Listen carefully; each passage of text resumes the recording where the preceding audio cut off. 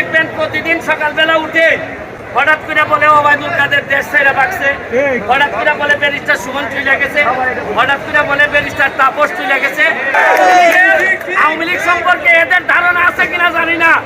বঙ্গবন্ধুর আদর্শরে যে ধারণ করে এ দেশ ছেড়ে যাওয়ার মানে এই দেশেই তো মৃত্যু হইব, মৃত্যু তো আগে পরে একদিন হইবই। আদর্শের কারণে মৃত্যু হইলে এই মৃত্যু সম্মানে দেব।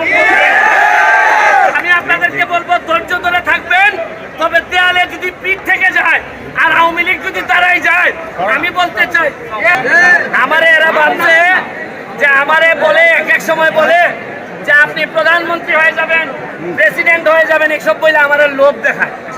কিন্তু এরা জানে না যে আমি স্বতন্ত্র এমপি হইলো আমার রক্তের মধ্যে বঙ্গবন্ধুর আদর্শ।